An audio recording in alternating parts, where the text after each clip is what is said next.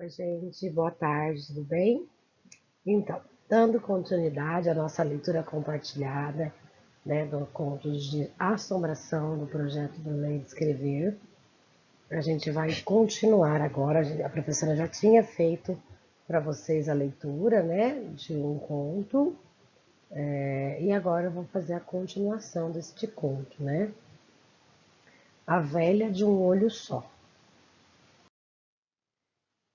Dando continuidade, então, a gente já conhece o escritor, que é o Adriano, que já foi falado no outro conto, né? Já conhecemos um pouquinho da sua história, já conhecemos um pouquinho das suas publicações, os seus gêneros textuais. E pensando no que a gente aí tem com relação ao escritor, ao tipo de conto, né, que são contos de assombração, o que vocês acham que vai tratar o conto de assombração A Velha de um Olho Só? Quem, quem ou o que será a velha de um olho só? Né? Quem ou o que é a velha de um olho só? Né? Pensa aí um pouquinho. O que vocês acham que vai tratar? Qual vai ser a história? Pensando que é uma continuação, né, do outro conto que a professora leu para vocês, e pensando que é um conto de assombração, no escritor, no gênero que ele escreve, né? Então, o que será que vai trazer, vai abordar aí a velha de um olho só? Quem ou o que será que é a velha de um olho só? Aí vocês anotem aí no caderno, né, para depois vocês fazerem as constatações, né, se vocês conseguiram acertar ou não, pelo gênero, pelo nome do conto, que ia abordar. Vamos lá? A aparição deve ter uns 2 metros de altura. De mulher, ela conserva apenas alguns traços, e o vestido roto. É esguia e fina como o bambu. O rosto mal se vê atrás da gola do vestido preto, remendado, e aos poucos dentes que tem são roxos. Na cabeleira desfiada, um lenço sujo segura os poucos fios de cabelos presos em esparsos tufos aqui e acolá. A velha ria-se de maneira torta, virando a boca para o lado, como as antigas senhoras que fumavam cachimbo em demasia. De dentro daquele corpo esquelético ainda saiu mais uma frase. Quando o escritor diz aí, a aparição deve ter uns 2 metros de altura. A quem ele está se referindo quando ele diz que a aparição deve ter uns 2 metros de altura? Quem vocês acham que ele está falando, que ele está se referindo? E quando ele diz que é esguia e fina, como um bambu, o que ele quer dizer com isso? Que é esguia e fina como um bambu. Ao ler, eu não sei o que é esguia, por exemplo, mas ao terminar de ler a frase esguia e fina como o bambu, eu consigo saber como que é? O que está querendo ser transmitido nessa palavra? E na cabeleira desfiada, um lenço sujo segura os poucos fios de cabelos presos em esparsos tufos, aqui e acolá. O que você entende por tufos aqui e acolá? E, muito importante, qual será a frase que a aparição vai dizer? O que vocês acham que ela vai dizer? Anota aí no caderninho. O que vocês acham que ela vai dizer agora para este menino? Podemos continuar? Peste! Eu vou aprisionar você para sempre nas tramas deste tear, como fiz com os outros. Achei tão previsível aquela figura até aqui, pois sem cerimônia alguma. Ela parece ter se desligado da minha presença. Puxou uma velha cadeira que acompanhava o mobiliário rústico daquele quarto e se assentou, relaxada e as pernas sobreabertas sobre o vestido. Lembro-me de uma viagem que vi na igreja do Rosário, em Lavras, e depois vi em outras igrejas de Minas. Chamava-se Santo de Roca. Trata-se de uma figura de santo montada sobre uma armação de madeira, como essa aí que a professora colocou do lado, tá bom? Um santo vestido. Quando o barroco era mais pobre, as irmandades religiosas de Minas não tinham dinheiro para imagens caras em madeiras nobres ou outros materiais. E assim ia segurando uma profusão de bonecos nos nichos e altares das igrejas, quase todos piosos, magérrimos e tristonhos. Então, se vocês olharem aí do lado, vocês vão ver os nichos, né, que é que segurava. Nichos são como se fossem essas prateleiras, né, que eram onde eram colocados os santos, que eram feitos de madeira, né, e espécie dessa, né, mais ou menos dessa forma que aparece aí para vocês no slide do lado, né, que é quando se não tinha muito dinheiro, então fazia-se a armação de madeira, tá bom? Isso que era o santo de roca. O que o personagem quis dizer com a frase "achei tão previsível aquela figura"? Até aqui, pois sem cerimônia alguma. Ela parece ter se desligado da minha presença. O que ele quis dizer com ela parece ter se desligado da minha presença? O que vocês acham que ele quis dizer com isso? Então, pensa aí um pouquinho, gente. A bruxa lembrou-me um desses santos. Ela não era daquelas assombrações que riam fácil. Mas se gargalhasse, alguém a escutaria? Duvido. O cômodo que eu abri é muito isolado do resto da residência. Após uns segundos assentada despojadamente, ela aponta o tear. Dirijo meu olhar para as tramas esticadas e vejo nelas formas diferentes nas cores dos fios. Percebo o rosto assustado de vários outros garotos e garotas, desenhadas pelo algodão. Uma coisa bizarra e amedrontadora. Então, encaro a velha e percebo que seus 2 olhos não são mais do que um rasgo fechado. Na testa, um tufo de cabelo e se jogou para o lado. Estava um olho negro e sem vida, como um botão de velho casaco, fixo em mim.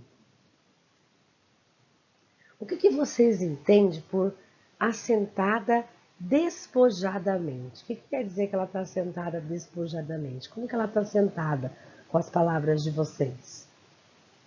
E o que será que vai acontecer? Conseguem imaginar qual vai ser os próximos episódios, as próximas cenas? O que vocês acham que vai acontecer agora, gente? Pensa aí. O hálito que rodeava a mulher é antigo. Tem um bafo de 1000 mofos e de bolores de centenas de anos. Sinto uma coceira insuportável no nariz e penso de imediato no medicamento antialérgico que eu trouxe na minha mochila. Mas desta vez, o que me dá medo não é o que conversamos, mas o silêncio que nos aproxima. A velha bruxa está num outro plano de medos para mim. Acho que é o plano do indizível. Falei difícil, né? Mas não vem outra palavra agora. Ela nada diz, mas expressa muito naquela cena insólita. Uma medonha figura descansando sobre uma cadeira dura. Mas o que ela é? O que ela é, André? Não passa de uma velhota? Uma bruxa maluca? A minha consciência gritava. O que ela é, André? Uma velhota? Uma bruxa? Não, não tem isso. Na hora do medo, até boi braba mansa, até giló fica doce. A velha bruxa está num outro plano de medos para mim. Acho que é o plano do indizível. Falei difícil, mas não vem outra palavra agora. Então, pensando aqui, né, que a gente para entender bem o texto, poder depois fazer leituras e compreensões e até mesmo realizar as próximas etapas, eu preciso compreender bem o conto. Vocês sabem dizer o que quer dizer indizível? Lendo a frase inteira que a professora leu aqui, a velha bruxa está no outro plano dos medos para mim. Acho que é o plano do indizível. Falei difícil, mas não vem outra palavra agora. O que vocês acham lendo a frase que é possível entender o que é possível entender o que o André quis dizer, né? Então pensa aí um pouquinho, o que será que o André quis dizer, né? Anota no seu caderno o que vocês possivelmente acham que seja, né? Hoje a gente tem um recurso que é o dicionário online, que dá pra gente depois ter certeza se é isso mesmo, que se eu conseguir fazer bem essa interpretação através da frase. Depois tem uma segunda frase que é ela nada diz, mas expressa muito naquela cena insólita. Uma medonha figura descansando sobre uma cadeira dura. Vocês conseguiram entender o que o menino quis dizer com cena insólita? O que será que é cena insólita? Lendo a frase e o contexto da história, o que vocês entendem por cena insólita? Vamos lá, continuando. Sou tudo isso que você pensa que eu sou, rapazinho? Fio minhas tramas e delas tiro o que bem quero.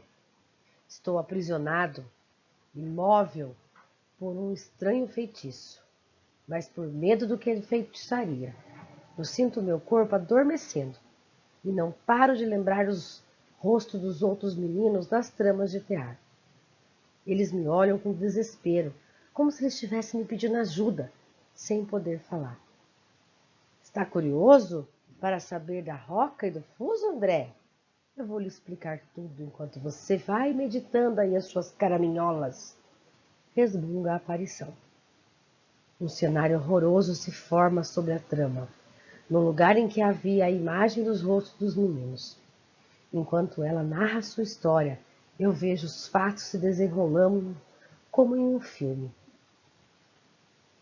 Assustador, né, gente? O menino tá ficando com medo.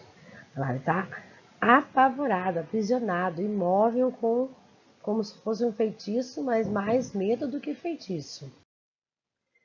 Aí tem a fala aí, a fala aí no texto. Vou lhe explicar tudo, enquanto você vai meditando as suas caraminholas. O que a velha quis dizer com meditando suas caraminhocas? O que vocês acham que ela quis dizer com meditando as suas caraminholas?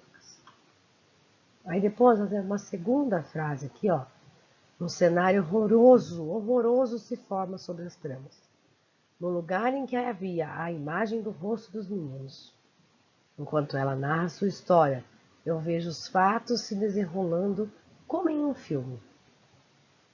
Que cenário horroroso é esse que o menino está presenciando? O que vocês acham que o menino está vendo, né, enquanto ela vai contando essa história? O que vocês acham? O que vocês pensam aí que ele está assistindo nesse momento? Anota aí os seus pensamentos. Sou a velha de um olho só, fiandeira de roca. Pego fibras finas, junto uma primeira torcida de polegar e do indicador.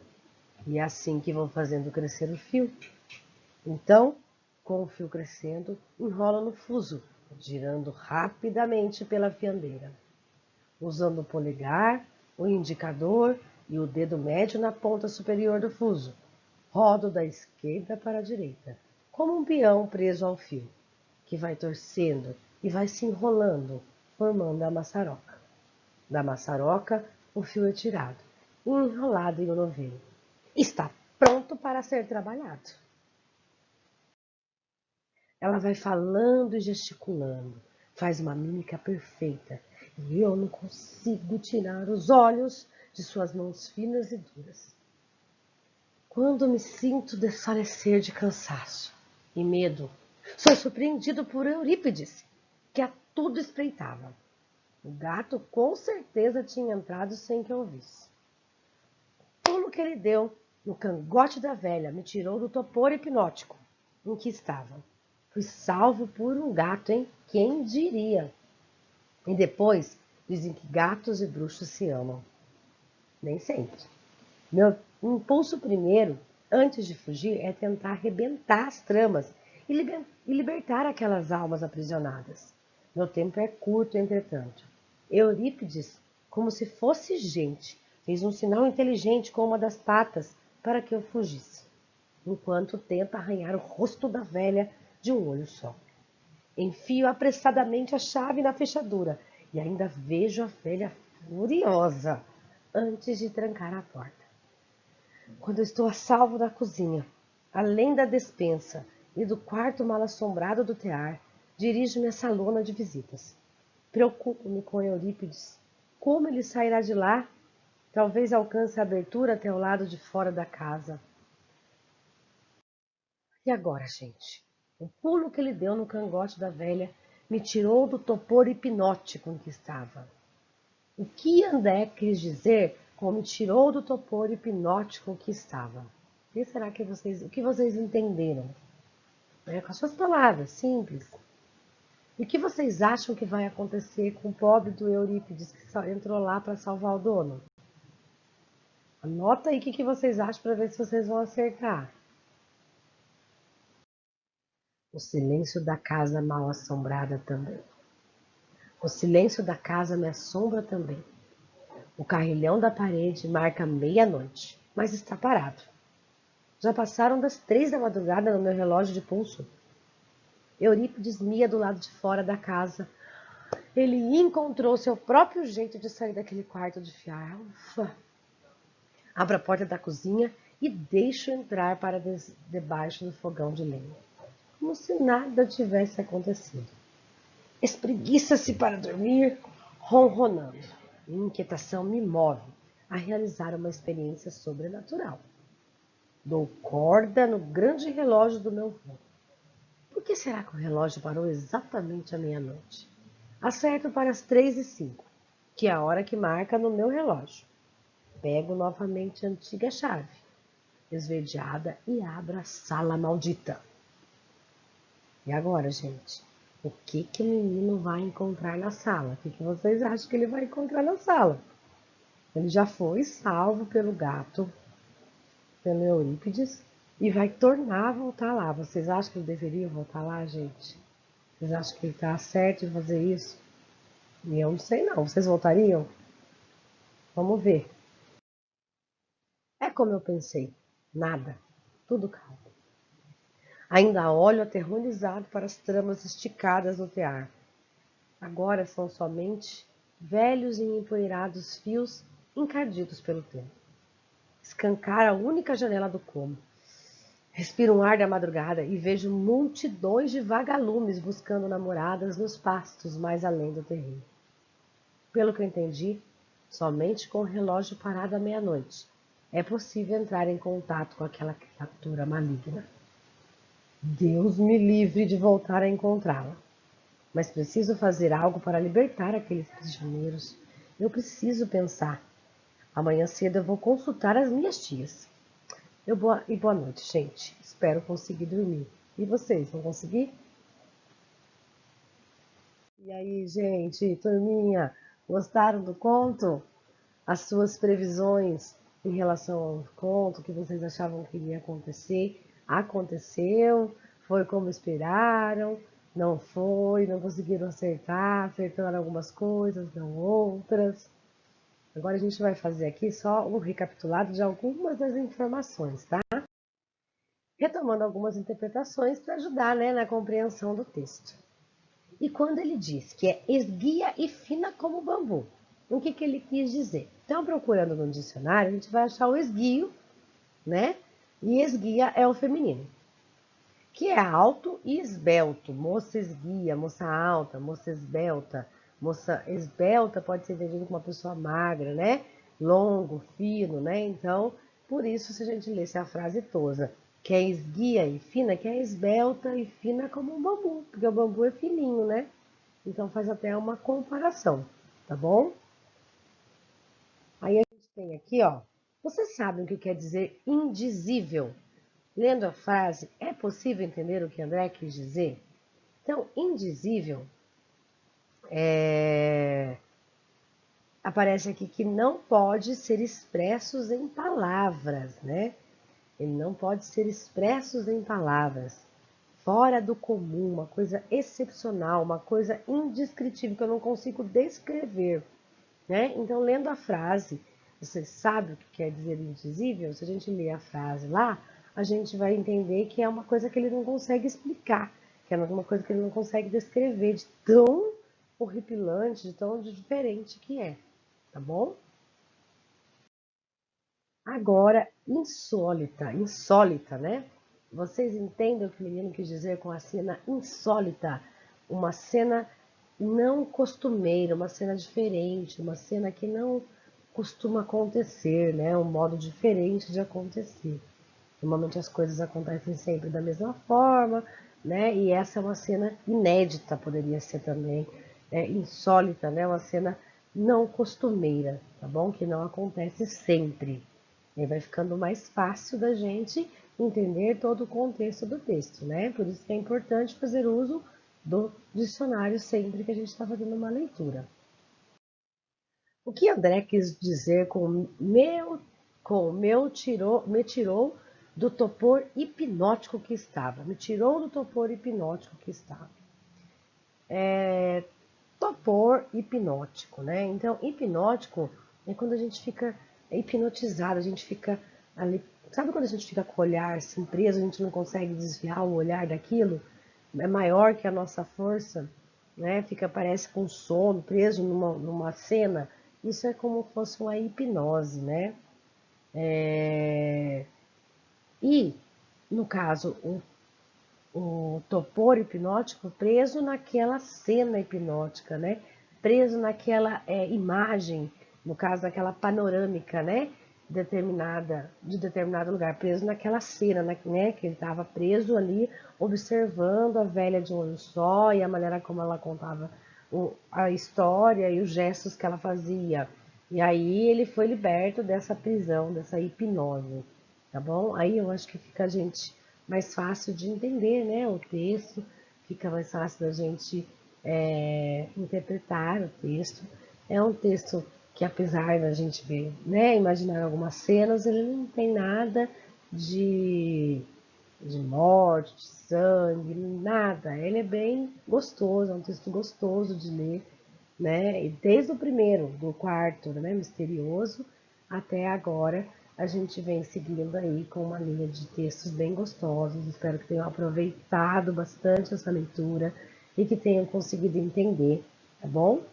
E a gente se vê na próxima aula para estudar, né, fazer uma análise desses contos que a gente leu, tá bom? Bom estudo para vocês e até breve.